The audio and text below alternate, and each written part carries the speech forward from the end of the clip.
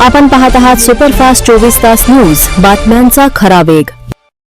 ठिकाणी राहतात आणि खऱ्या अर्थाने शिवरायांचं कर्तृत्व या ठिकाणी आहे. तर त्यांचा परिचय देण्यासाठी मी या कार्याध्यक्ष आदरणीय अरुणजी पेडगावकर सर यांना विनंती करतो. रहीम चाचा यांच्या कुटुंबाबद्दल मी आपल्याला थोडक्यात माहिती देऊ इच्छितो. सौ इरदाना बेगम चाची रहीमुद्दीन इनामदार मागील 80 वर्षापासून परभणी शहरामध्ये वास्तव्यास आहेत. रहीम चाचा आणि आमच्या चाची यांनी एकत्र किमान 70 व्यक्ती असलेल्या कुटुंबाला एकत्रित बांधून ठेवण्याचं काम या मातोश्रीने केलेलं आहे. या घरामध्ये अखिल हे सर्वात मोठे पुत्र असून एकूण त्यांना नातू पंथी असे अनेक आणि विशेष म्हणजे सगळे एज्युकेटेड फॅमिली आहे. या घरामध्ये 3 डॉक्टर, 5 इंजिनियर, 2 वकील, पोस्ट ग्रॅज्युएट, ग्रॅज्युएट असं हा परिवार आहे.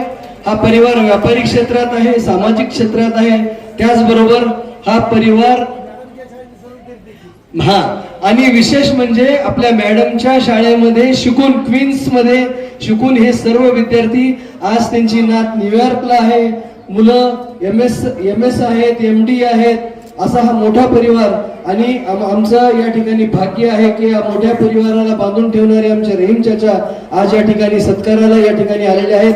चाचींची थोडी प्रकृती अस्वस्थामुळे ते येऊ शकले नाहीत, त्यामुळं चाचा त्यांच्या वतीनं हा सत्कार स्वीकारत आहेत. धन्यवाद. खूप खूप धन्यवाद. यानंतर विशेष पुरस्कार या ठिकाणी मृदंगाचार्य प्रल्हाद महाराज गिरी. छत्रपती शिवराय यांच्या चरणी वंदन करतो. तसेच आजच्या कार्यक्रमाला ज्यांचे अध्यक्ष स्थान लाभले, अनेक दिवसाची इच्छा होती. तशी बाई माझे मित्र आहेत थोडीशी, मग त्यांना मी दररोज बोलायचं घेऊन या मॅडमला. तर अध्यक्ष म्हणून लाभलेले आणि त्यांचा वाढदिवस आहे, सगळ्यांनी टाळ्यावर व्हा. अशा फौजाजी खान मॅडम. तसेच या परभणी जिल्ह्याचं विधानसभेचं नेतृत्व करणारे आपल्या परभणी जिल्ह्याचे लाडके आमदार, अतिशय वारकऱ्यावर प्रेम करणारे आणि इतक्या धगधगीच्या जेव्हा या ठिकाणी गणेशरावजी देशमुख आलेले, सर्वांनी टाळ्या वाजून टाळ्या गजराबाई त्यांचे उपमहापौर या ठिकाणी आलेले आहेत. आपला कोरम पूर्ण झालेला आहे आणि सर्वजण आले, त्यामध्ये सर्व करता टाळ्या होत्या.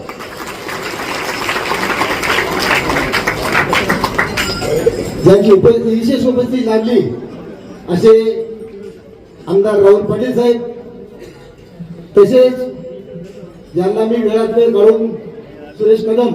नारायणी दरवर्षीप्रमाणे यावर्षी भरगच्च असे कार्यक्रम घेतलेले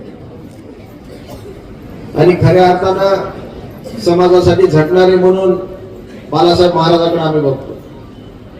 हृदयाचा त्रास झालेला असताना सुद्धा कसल्याच प्रकारची सेवा तिने आजपर्यंत बंद केलेली. दिवसातून 2 कीर्तन करून, समाजाला प्रबोधन करून, महापुरुषाची जयंती असो, मोठा कार्यक्रम असो, रॅली असो, समाजामध्ये काही विकासाचं काम असो, समाजामध्ये अनिष्ट परंपरा रद्द करायचं काम असेल, या सगळ्या गोष्टी महाराजांनी पुढे उठवल्या. शिक्षणाचं काम असेल, गोरगरिबांना सांभाळायचं काम असेल, हे काम सुद्धा महाराजांनी आजपर्यंत करत आलेले आहे. आजारी असताना सुद्धा अशा प्रकारचं काम करणं म्हणजे खऱ्या अर्थानं त्यांच्यामध्ये शिवाजी महाराजांची प्रेरणा असण्याशिवाय असं काम होऊ शकत नाही. म्हणून छत्रपतींचे खरे भावळे म्हणलं तर भाऊ भेटणारे अशा प्रकारचे आमचे नाना आहे. म्हणून नानाने अर्ध्या रात्री जरी आम्हाला बोलवलं तर आम्ही हजर होतो. नानाचा आदेश आमच्या डोक्यावर शेवटचा आदेश असतो. म्हणून नानाने कधी बोलवलं तर आम्ही हजर होतो. आणि या प्रसंगी दरवर्षीप्रमाणे या वर्षी विविध लोकांना, चांगले वादक असतील, चांगले संगीतकार असतील, समाजामध्ये काम करणारे असतील, महासंजीवच्या नावाने सुद्धा एक संघ परिवार ही सुद्धा एक वेगळी संकल्पना नानाने आणलेली आहे. त्या संकल्पनेतून जे मोठे मोठे परिवार आहेत, ज्यांच्या घरी 100-200 लोक एकत्र राहतात, अशा लोकांचं सुद्धा स्वागत सत्कार करण्याचं काम नाना करतात. म्हणजे समाजातील सगळ्या स्तरातील लोकांना मान सन्मान द्यायचं काम नानाने आजपर्यंत केलेले. आणि या वर्षीचे आमचे ज्येष्ठ असे नागरिक रहीम चाचा यांना हा पुरस्कार देण्यात येत आहे. त्यांच्या घरात मला 200-300 लोक एकत्र राहत आहेत. म्हणून एकत्र कुटुंब ही हिंदू परंपरा असेल किंवा देशाची परंपरा ही परंपरा जोपासली पाहिजे. या परंपरेतून खऱ्या अर्थानं विचाराची देवाणघेवाण होते. म्हणून अशा प्रकारचे विविध कार्यक्रम करण्यामध्ये नाना अग्रेसर असतात आणि आज त्यांच्या पिढीपासून युवकांना सुद्धा प्रेरणा घेतली पाहिजे की समाजामध्ये कसं काम केलं. नाहीतर आजकाल काय झाले, मी आणि माझा परिवार आणि नानाचं काय, नाना एकटे, नानाचा सगळा परिवार आहे सगळ्या. अशी विचाराची व्याप्ती असणारा व्यक्ती म्हणजे आदरणीय आमचे नाना.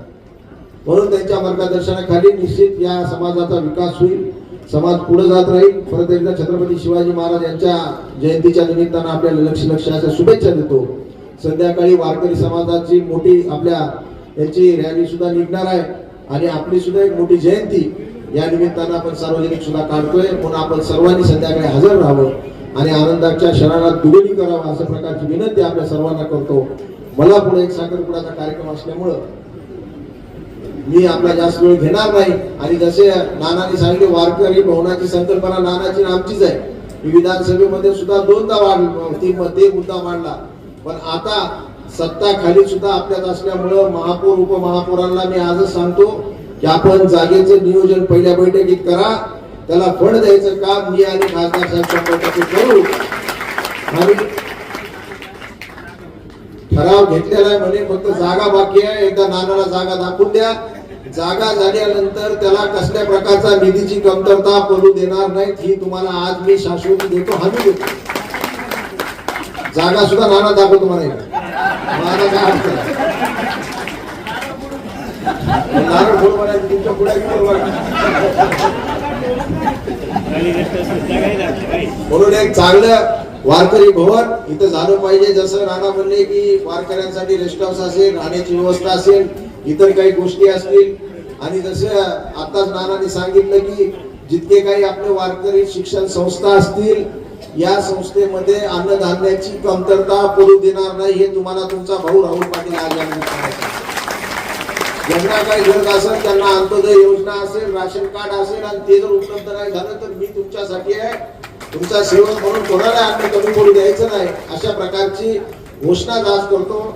नाना तुमच्याकडे काही यादी असेल, कोणाला काय अन्न असेल कमी तर ते निश्चित दर महिन्याच्या 1 तारखेला पुरवलं जाईल अशा प्रकारचं वचन या निमित्तानं देतो.